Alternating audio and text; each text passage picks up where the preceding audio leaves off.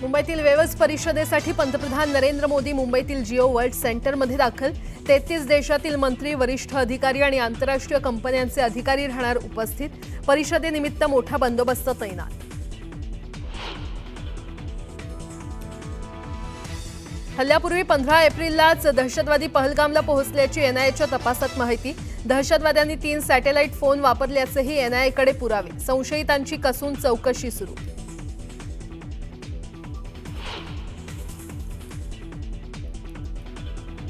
दहशतवादी हाशिम मुसा अजूनही पहलगाममध्ये लपल्याची माहिती। तर पाकच्या लष्कराकडून हाशिमला काश्मीरमधून बाहेर काढण्याचे प्रयत्न सुरू।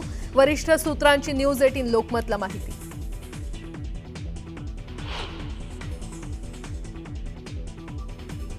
काश्मीरमधील पहलगाममध्ये पोहोचले एनआयए प्रमुख सदानंद दाते। हल्ल्याच्या ठिकाणी जाऊन सुरू आहे तपास।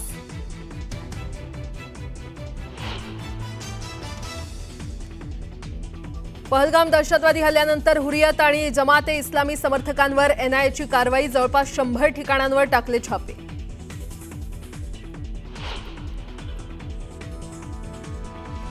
मुख्यमंत्र्यांकडून राज्यातील जनतेला महाराष्ट्र दिनाच्या शुभेच्छा। महाराष्ट्र थांबणार नाही, हाच आमचा निर्धार असल्याचं मुख्यमंत्र्यांचं वक्तव्य।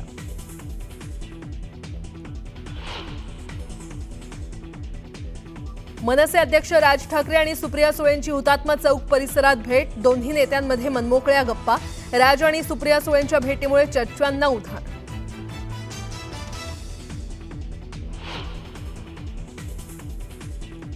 पुण्यात परशुराम आर्थिक विकास महामंडळ कार्यक्रमात रंगलं नाराजी नाट्य। अजित पवारांकडून वेळेच्या 10 मिनिटं आधी उद्घाटन। खासदार मेधा कुलकर्णींचा अजितदादांसमोर नाराजीचा सूर।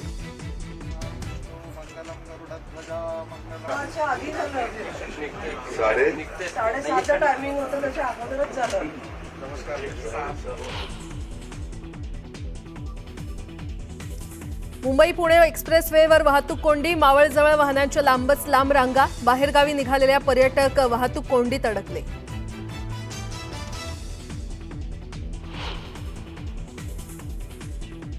आणि व्यावसायिक सिलेंडरच्या दरात 17 रुपयांनी कपात। मुंबईत आता सिलेंडरचा दर असणार 852 रुपये, तर घरगुती सिलेंडरचा दर जैसे थे।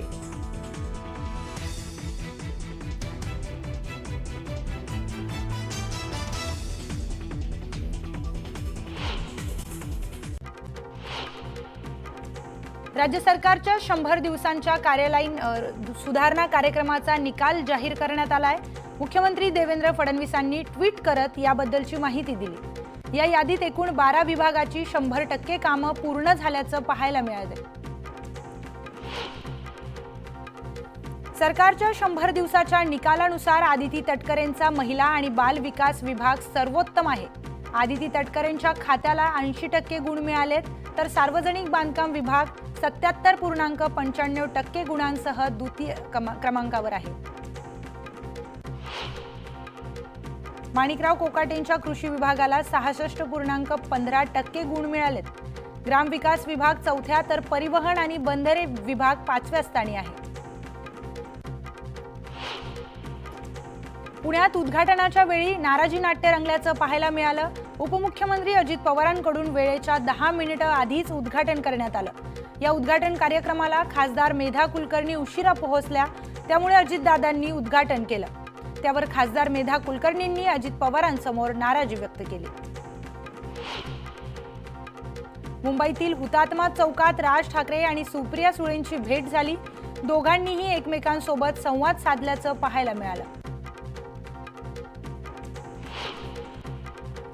अहिल्यानगर जिल्ह्यातील संगमनेर शहरात समतेची मिसळ हा उपक्रम राबवण्यात आलाय। बाळासाहेब थोरात यांच्या संकल्पनेतून विविध जाती धर्माच्या लोकांनी एकत्र येत हा आगळा वेगळा उपक्रम राबवला। जालन्यात महाराष्ट्र दिनी पालकमंत्री पंकजा मुंडे यांच्या हस्ते ध्वजारोहण पार पडलं। यावेळी पंकजा मुंडेंनी जातनिहाय जनगणनेच्या निर्णयाचं स्वागत केले। महाराष्ट्र दिनानिमित्त राष्ट्रवादीतर्फे मावळ तालुक्यात गौरव महाराष्ट्र मंगल कलश रथयात्रेचं भव्य आयोजन करण्यात आले। या सोहळ्यात राष्ट्राभिमान, सांस्कृतिक गौरव आणि ऐतिहासिक जाणीवेचा संगम पाहायला मिळाला। गरजू रुग्णांना अत्यावश्यक आरोग्य सेवा आणि आर्थिक मदत जिल्हा स्तरावरच उपलब्ध होण्यासाठी जळगाव जिल्हाधिकारी कार्यालयात मुख्यमंत्री सहाय्यता कक्ष सुरू करण्यात आला।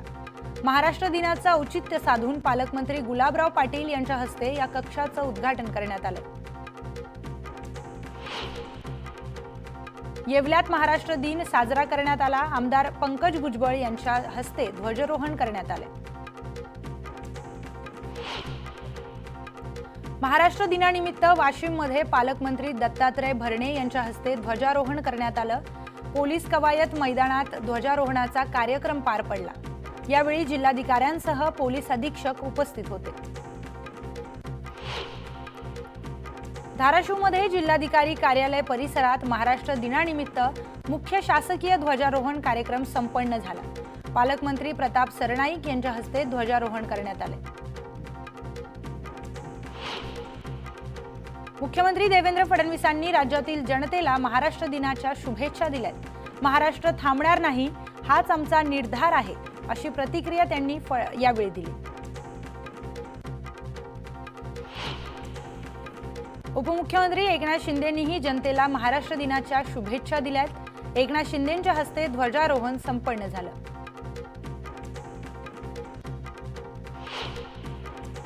पुण्यात पालकमंत्री अजित पवारांच्या हस्ते ध्वजारोहण सोहळा पार पडलाय।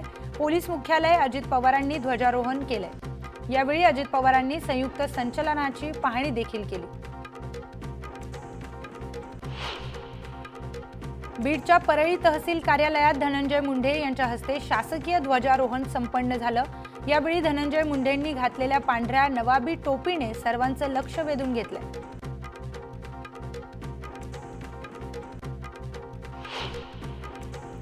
महाराष्ट्र दिनानिमित्त बीड येथील पोलीस मुख्यालयाच्या मैदानावर राज्यमंत्री इंद्रनील नाईक यांच्या हस्ते मुख्य शासकीय ध्वजारोहण करण्यात आलं। यावेळी पोलीस दलाच्या वतीने पथसंचलन करत ध्वजाला मानवंदना देण्यात आली।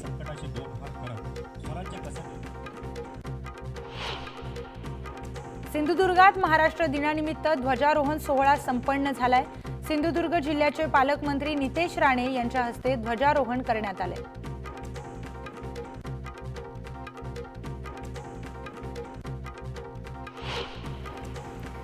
जळगाव जिल्ह्यातील 7 गावांना 8 टँकरने पाणी पुरवठा केला जातोय, तर 31 गावात विहिरींचं अधिग्रहण करण्यात आलंय। जळगाव जिल्ह्यात तापमानाचा पारा 42 ते 43 अंशांवर कायम असल्यानं प्रकल्पासह भूजल पातळीतही झपाट्याने घट होत आहे।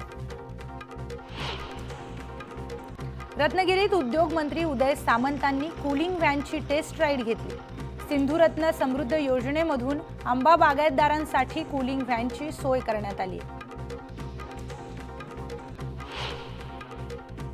रत्नागिरी जिल्ह्यातील दापोली बस डेपोतील 35 जुन्या बस भंगारमध्ये काढण्यात आल्यानं दापोली डेपोच्या बसची संख्या कमी झाली आहे। त्यामुळे बसचा तुटवडा जाणवत असून अनेक गावातील बस रद्द करण्याची वेळ दापोली आगारावर आली आहे। त्यामुळे नवीन बस उपलब्ध करून द्याव्यात अशी मागणी करण्यात येते। मनमाडमध्ये आदिवासी समाजाचा महत्त्वपूर्ण मानला जाणाऱ्या बोहाडा उत्सवाला सुरुवात झाली आहे। या उत्सवानिमित्त लोप पावत चाललेली संस्कृती आणि परंपरा जपण्याचा प्रयत्न केला जातो। परशुराम घाटातील कृत्रिम धबधब्यांचं काम युद्धपातळीवर सुरू आहे। पावसाळ्यात हा कृत्रिम धबधबा परशुराम घाटाचं सौंदर्य फुलवणार आहे। मावळ आणि मुळशी तालुक्यातील 10 गावांना पिण्याचं पाणी तसंच सिंचनासाठी पाणी पुरवठा करणाऱ्या कासारसाई धरणातील पाणी पातळी खालावली आहे। त्यामुळे कासारसाई धरणाचा पाणीसाठा 27% आलाय। त्यामुळे नागरिकांनी आता पाणी जपून वापरावं असं आवाहन करण्यात येत आहे। सांगलीत विहिरीमध्ये पोहण्यासाठी गेलेल्या 2 तरुणांचा बुडून दुर्दैवी मृत्यू झालाय।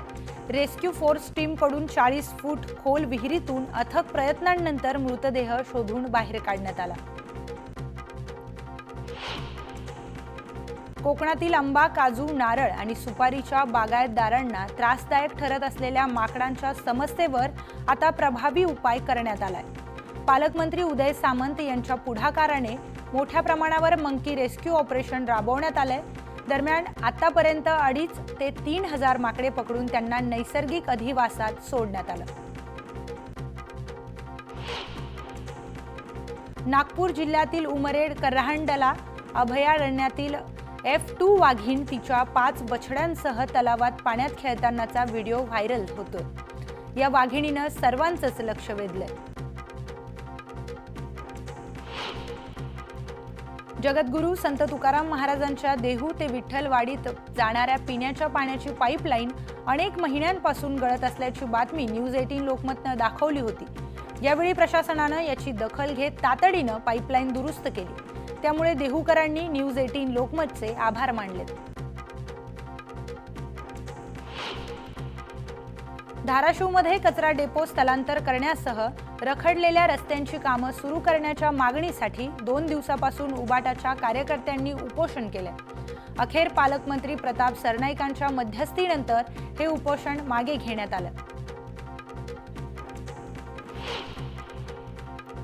पाटण तालुक्यातील मारुल हवेलीत पहिल्या क्रमांकाची कुस्ती माजी राज्यपाल श्रीनिवास पाटील यांच्या हस्ते आयोजित करण्यात आली होती।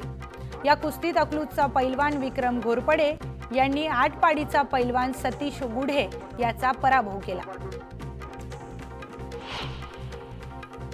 कोल्हापुरात पंचगंगा प्रदूषण मुक्त करण्यासाठी महाराष्ट्र प्रदूषण नियंत्रण मंडळानं सादर केलेल्या नमामि पंचगंगा कृती आराखड्याला राज्य सरकारनं मंजुरी दिली आहे। कालबद्ध कार्यक्रमात 2028 पर्यंत यातील उपाययोजना पूर्ण करायच्या आहेत।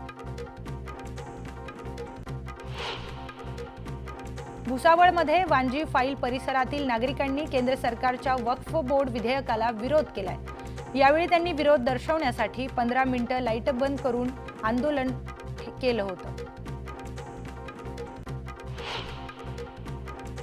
जळगावच्या कासोदामध्ये 12 गाड्या ओढण्याचा कार्यक्रम पार पडला।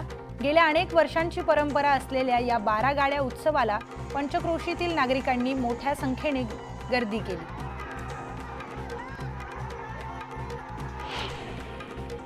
निवडणुकी अगोदर 7/12 कोरा आणि हमी भावांचं आश्वासन देणाऱ्यांविरोधात 302चे गुन्हे दाखल करा अशी मागणी स्वाभिमानी शेतकरी संघटनेचे नेते राजू शेट्टी यांनी केली।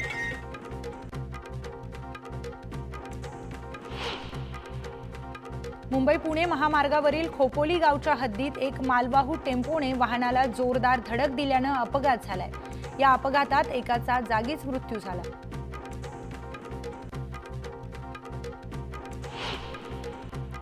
अकोल्यातील गौरक्षण रोड परिसरात मागील काही दिवसांपासून महिलांच्या गळ्यातील दागिने हिसकावून पळ काढणाऱ्या घटनांमध्ये वाढ झाली आहे। त्यामुळे नागरिकांमध्ये भीतीचं वातावरण निर्माण झालं होतं।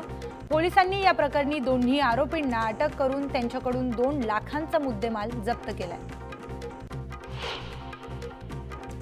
राजगुरुनगर पाबळ रोडवर होलेवाडी येथे भरधाव वेगात ओव्हरटेक करणाऱ्या कारने समोरून येणाऱ्या या दुचाकीला चिरडलं। अपघातात दुचाकीवरील तरुणीचा जागीच मृत्यू झाला असून अपघाताचा थरार सीसीटीव्हीमध्ये कैद झाला।